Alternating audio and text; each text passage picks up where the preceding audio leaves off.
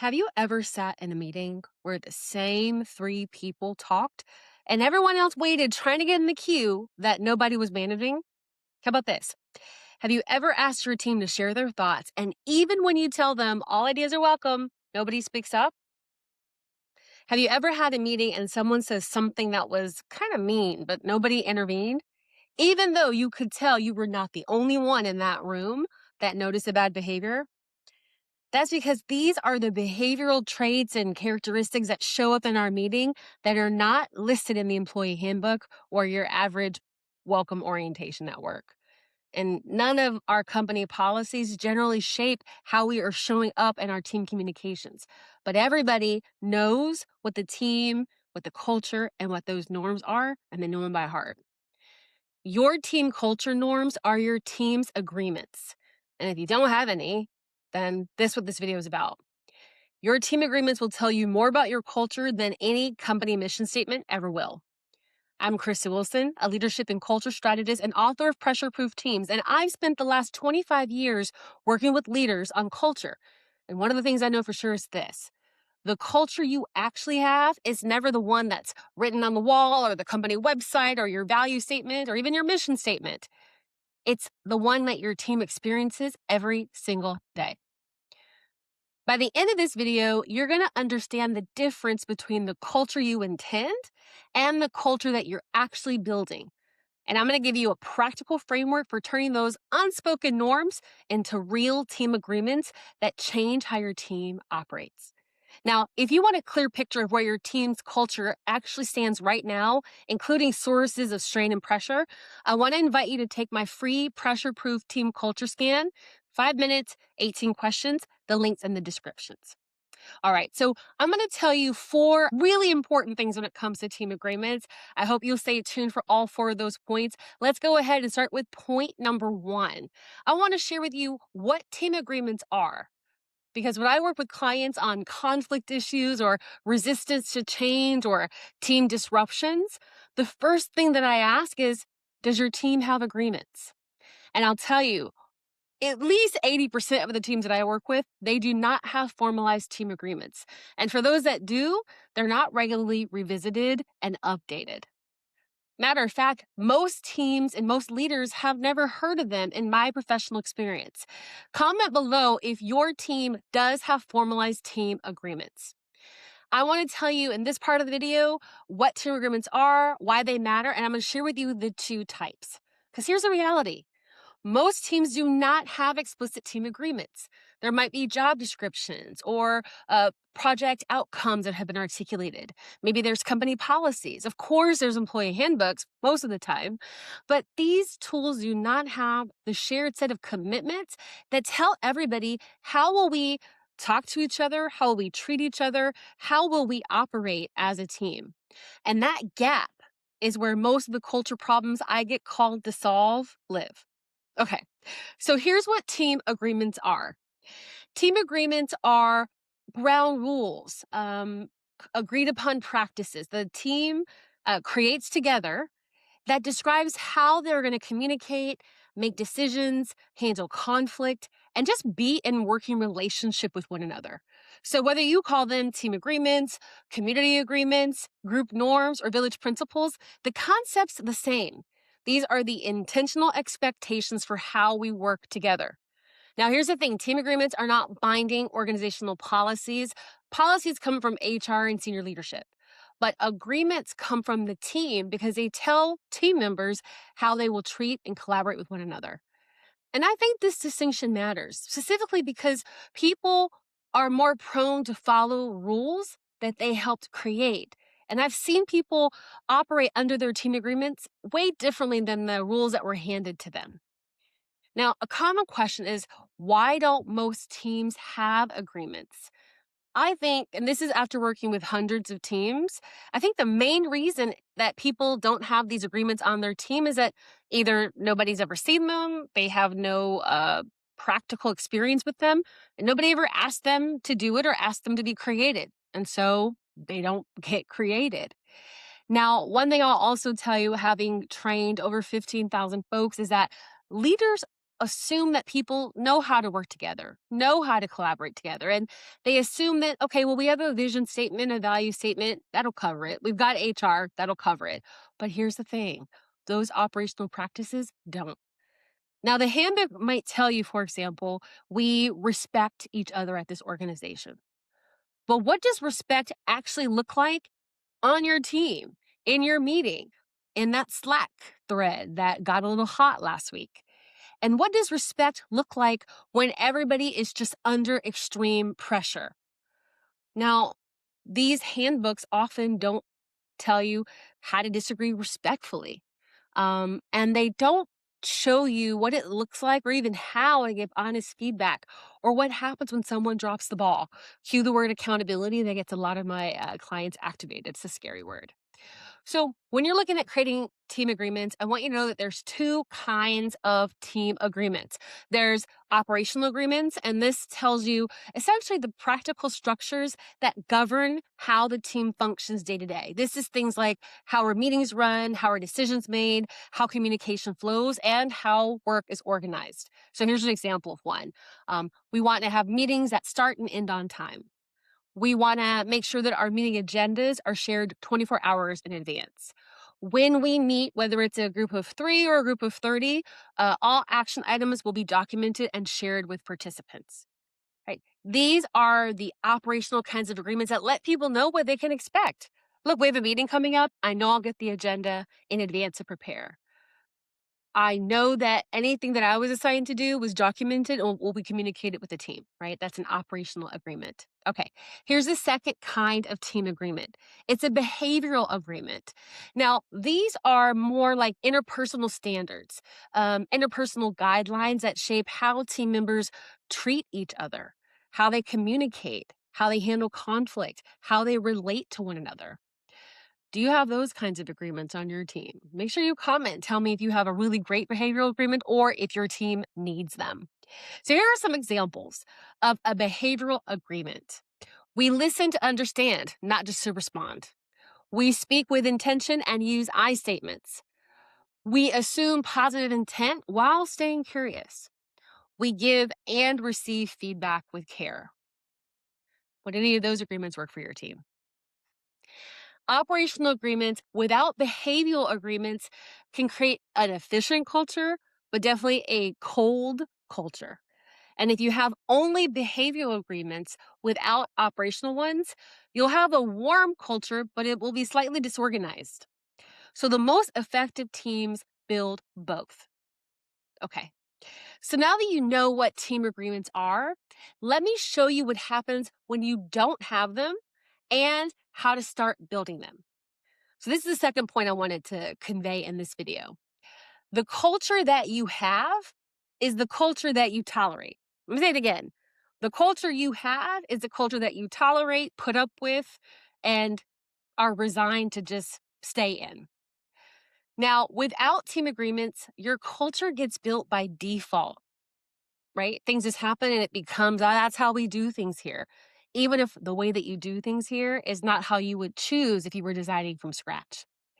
Now, I once worked with a team and they had these words in the break room and in the meeting rooms. It said collaboration, respect, innovation. So I walked in assuming that this is how the team operates. Their norm here is to collaborate, to respect each other, and to innovate. And when I got into the meeting, I saw people cutting each other off verbally, dismissing ideas, really negative body language, and decisions were made before the meetings were even halfway done, where there wasn't even a broad discussion. There were times where people were silent. And then the facilitator of the meeting would say, okay, looks like we all agree. Let's go ahead and move on. In that instant, silence was not consent. Silence was disengagement or fear. So after working with me over the 6-month period of our retainer, the team learned that this is not how they would want things to be. But here's what they also had learned over time, that if you speak up, it can cost you, that if you disagree, it can be risky. And so, despite what was on that wall, collaboration, respect, innovation, the team learned that when you speak up and you are not compliant, you could get in trouble. and no one wants to go to the work equivalent of the principal's office. And so in practice, the culture was not collaborative. So here's what a norm actually is, because we often in my work, we talk about culture norms, and sometimes that's a little bit jargonistic. But a norm is just the behavior that's become normal on a team. And it gets rewarded. It's the thing that gets rewarded. So people keep doing that thing because it's seen as good and the right thing to do. Now, here's something that I will tell you that is where people start to feel that friction when it comes to norms, is that what gets tolerated, even when it contradicts the values on the wall. So let me tell you some examples. I'll give you 4 examples of norms that are running right now on most teams. Response time. What's your culture's norm or culture norm about response time? So for one of my clients, when you get an email, you answer within 5 minutes. If you get an email on the weekend, you had better be checking so that you can reply. So over time, a team learns that an immediate response is expected, even if that's not in the employee handbook, your manager never told you, senior leadership never told you. It becomes a standard, right? Here's another norm that's running on most teams without anyone having chosen them: meeting punctuality.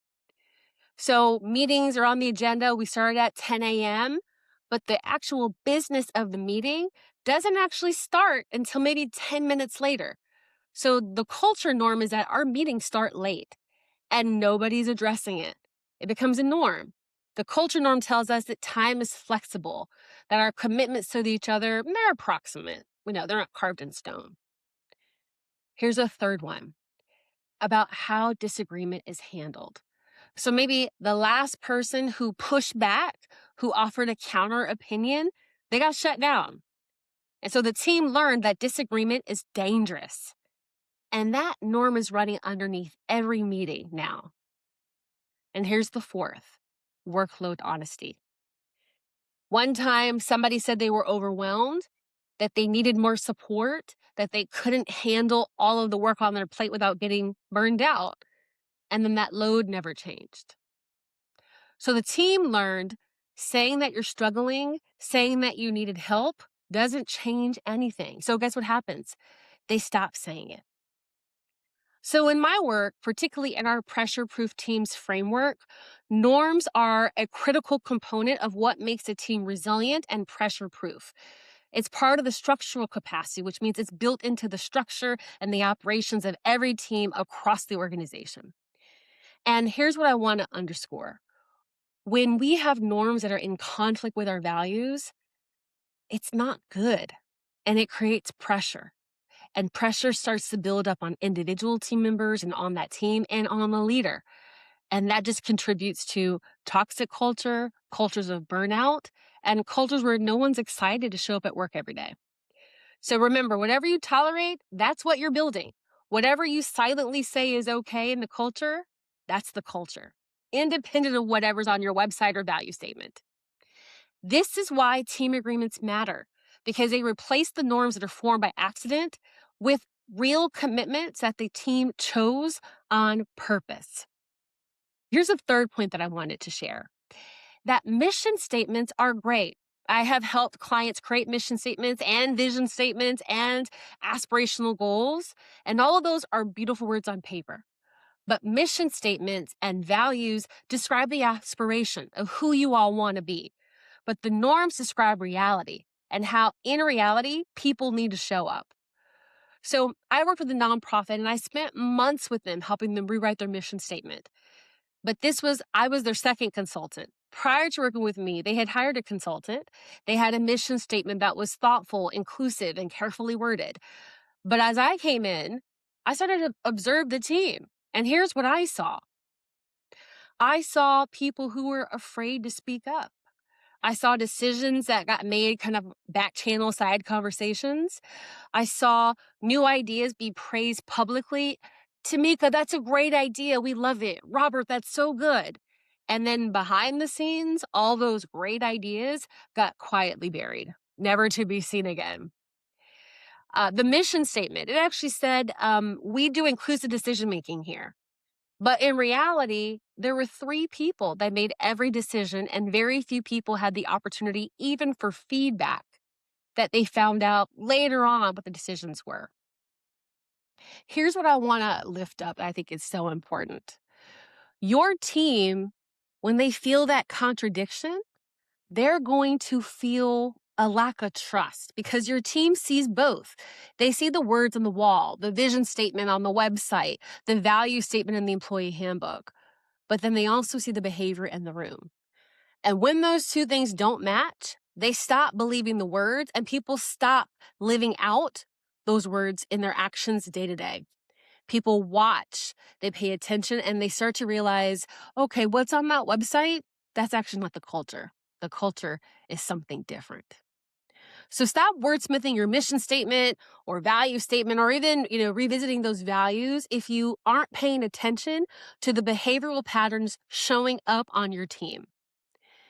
For example, one of the things that my team has done is we have developed a team agreement toolkit. And it's based on the real life, everyday behaviors that we witness going down on teams. So, for example, we see a lot of conflict, a lot of tension or uncomfortable disagreement and shutting down that happens.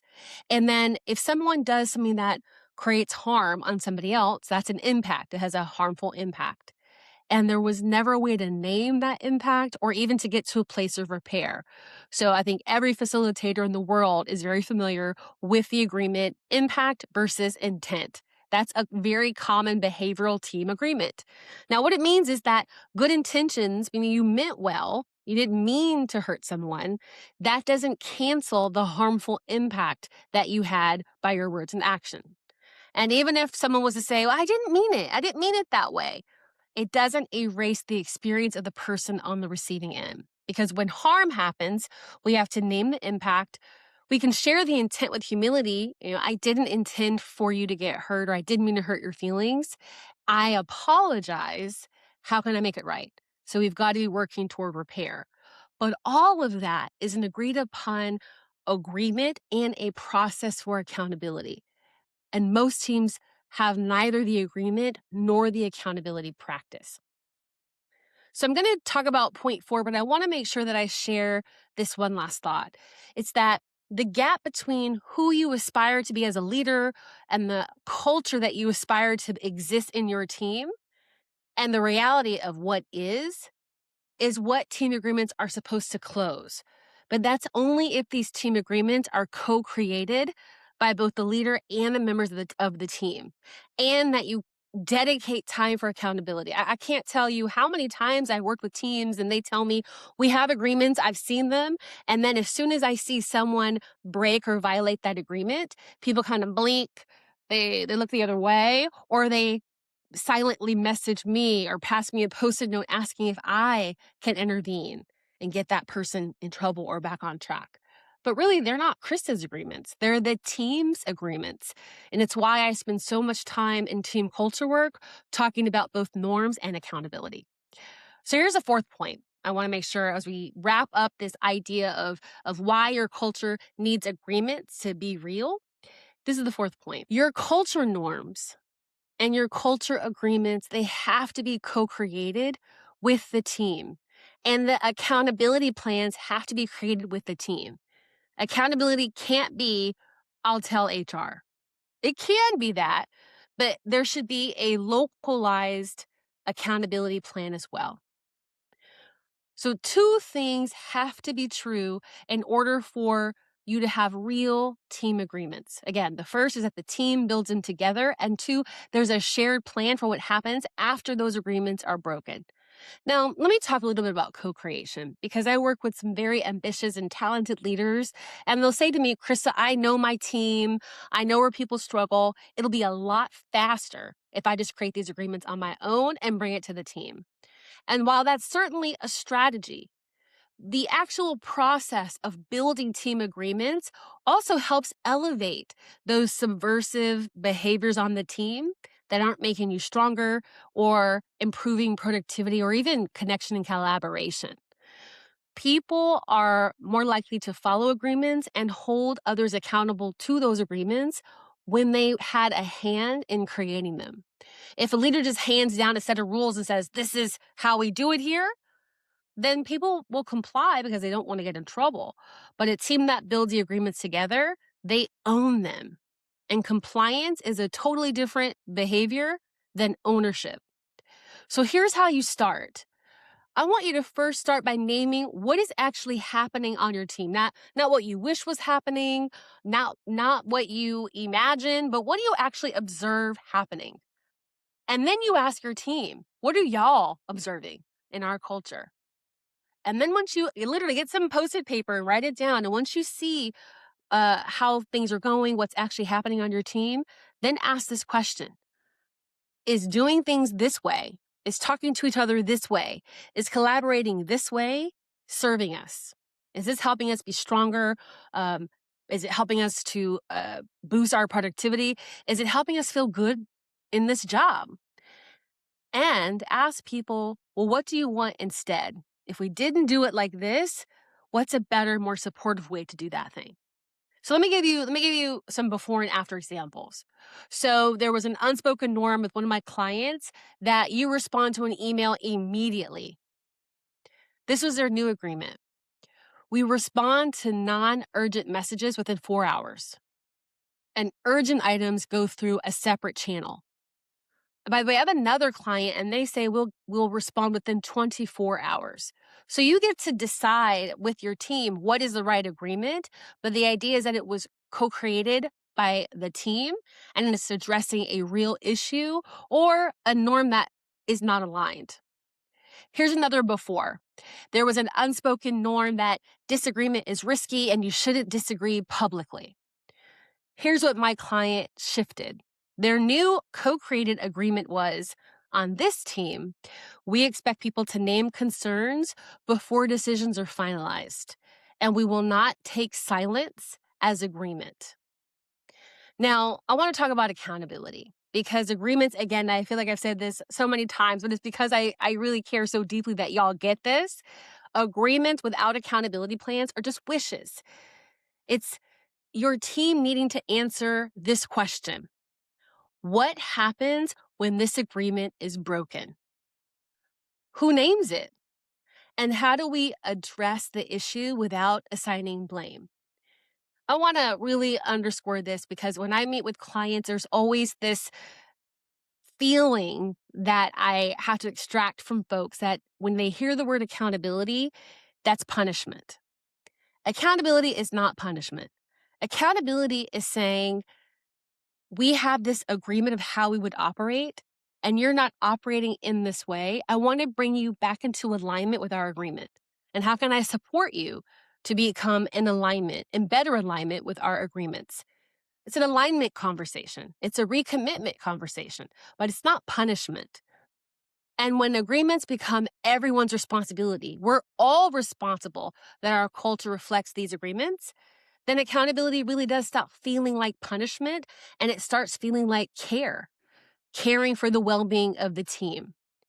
And this also helps your team become what I call self-regulating, and it helps the culture begin to maintain itself and not backslide into that culture that you've already said did not serve you. So in our team culture toolkit, I talk about what full ownership looks like. And here's some examples that every team member, regardless of title, is a steward of the agreements. Or when the agreements are broken, anyone can and should name it, not just the managers or the facilitator or consultant that you have on the team. Another is that new team members are onboarded into the agreements as part of the team's culture process. Agreements are revisited regularly to ensure that they remain relevant. Leaders model the agreements visibly and consistently, not just enforcing them. Ooh, those are good, y'all. I hope y'all wrote that down. Go ahead and rewind that video and watch that again and write that down and take it to your team because that's good, okay? All right. Now, here are some accountability questions for your team. How will we remind each other? What does a gentle correction look like on this team? And I use the word correction because if someone behaved out of alignment with your agreements, we want to bring them back into alignment or want to correct the behavior. So that's gentle correction. Another question, How often will we revisit these agreements to make sure, one, that they're still a fit, and two, that we're following them? So, in my team culture toolkits process, I talk about 7 steps to co create team agreements. Set the stage, invite input, check for agreement, ask for additional agreements, then get the full group to agree, pose and refer back, and you end with reflection. And those last 2 steps are accountability steps, and they're the ones that most teams skip. Be sure to also post agreements where everyone can see them, refer back to them when the group strays, and reflect on how well they were or were not followed. This is how you help agreements become a living culture instead of this one time exercise and words that live on a Google Doc. Here's one thing that I'll say: if you're meeting virtually, put them in the chat and put them in the chat periodically. You can also upload a document to your chat so people can keep the agreements open on their screen. So, these are just some small process ways that you can help your agreements become practice. Now, let me give you some sample team agreements in case it helps you to, we call it prime the pump. So, if you have an issue of people speaking over each other, a common one is one mic. So, we have one speaker at a time. Another one is honor time limits. Another one that my client created is suspending judgment and getting curious. And this is a cute attachment they added: throw sunshine, not shade. And then everyone's favorite, impact over intent. As you think about your team culture and norms, I want you to know you do not have to change everything at once. So start with one norm if that helps. Think about one behavior that you see regularly in your team, whether it's meetings or Slack channels, that's not serving the team. What's one behavior not serving the team? And then I want you to name it with your team. Yeah, I've noticed this behavior. What do y'all think about it? And then you can co create a new agreement, a new way of being together with your team. Create that accountability plan because that's how your culture's actually going to say. Now, I have a free resource called the Team Agreements Toolkit, and it walks you through exactly how to do this, going from co creation to accountability. It has also the operational versus behavioral agreement framework, and the link is in the description, so make sure that you get that, because culture agreements are one of the most powerful tools that leaders have to distribute pressure across the team, to increase collaboration and improve communication, which is how you get a team that's more resilient and is a high performing team. So here's my question to y'all, and put it in the chat. What's one norm that your team could put in place right now to make your culture less toxic and more supportive? Make sure you put it in the comments. I read every one. I'll make sure to reply. Now, if you want to know exactly where your team culture stands right now, you can also take the Pressure Proof Team Culture Scan. It's 5 minutes, 18 questions, and you'll walk away with a clear picture of where pressure's landing on your team. And you'll also get the first step about how you can begin to address that pressure point that's on your team. You can get it at teampressurescan.com. If you want to get deeper into the content about pressure proof teaming, that's available right now at pressureproofteamsbook.com. And I wrote an entire chapter on culture, norms, and agreement. And if this topic matters to you, you can find some of that framework right there in the book. Now, if this video changed how you think about your team's culture, I want you to watch this next video: 7 Signs Your Workplace Culture is Toxic. It's one of the most watched videos on this channel. I think you'll might get some insights out of it, how team agreements can actually help prevent toxic culture. I'll link it right here. And if this is the kind of leadership content that you need, don't forget to like, subscribe, and share.